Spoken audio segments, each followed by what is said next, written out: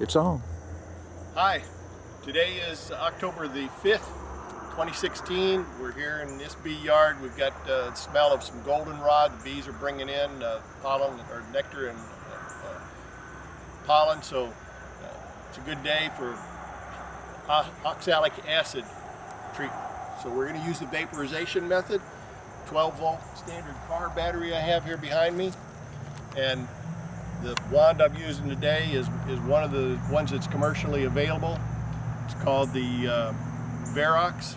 It's available online. Several of the bee retailers carry them, so it's available. Mosquitoes are out today, so it's normal Gulf Coast humid, warm weather today.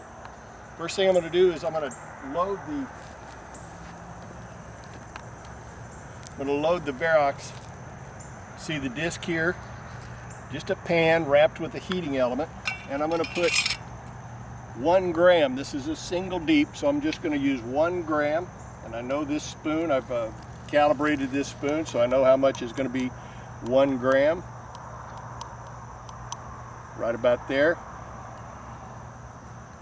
If it were a double deep, I'd use 2 grams. And this is varrox or oxalic acid. This is good reagent grade oxalic.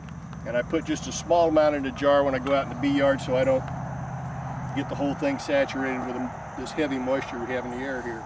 You also notice I have a mask here. Kind of looks like a painter's mask, but this is actually an N95 mask that's good for this work. So if you're going to have to be working in the fog you're going to see develop, then you'll want to have this mask available. I'll just keep it here. Have a rag for drying out the varrox. A little water here to cool it off and clean it up when I'm done.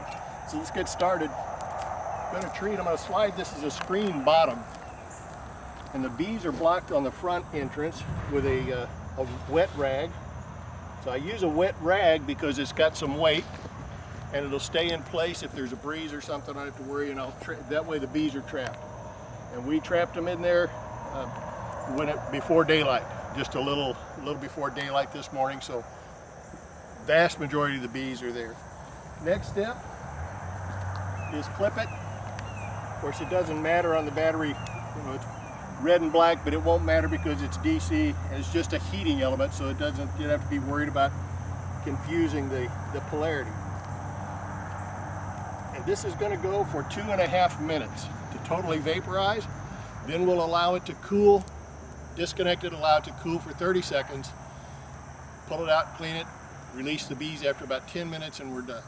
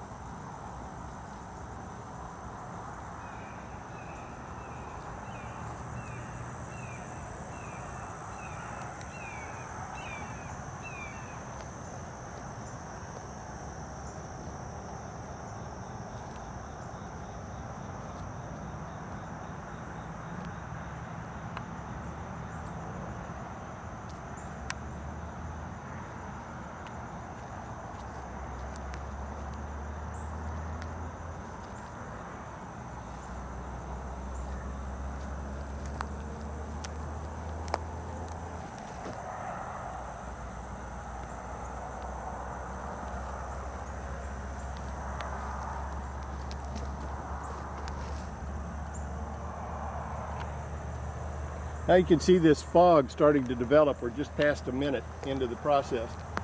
You always want to be upstream, upwind of the fog as it moves out. So don't take your eyes off of that fog unless you want to wear a good quality respirator all the time. It's so hot here and humid. That's typically not the case. It's just more equipment that you've got on your face and makes it a lot more uncomfortable. So we stay upstream of that fog, or upwind of that fog. And it's easy to track here in this humid weather because it makes such a cloud. In your area, if you have very dry weather, you probably won't see near as much cloud because it's not reacting with the humidity in the air. But that's good. You see some coming out the bottom, but it's a screen bottom board. And if you were here, you could see up close, you can see some fog coming out the top around that top cover. So it is penetrating the entire hive, and we get good mite drops this way. We'll slide a sticky board underneath, sprayed with a little vegetable oil, slide that underneath, and then in 24 or 48 hours come back and count the mites and see what sort of drop we had.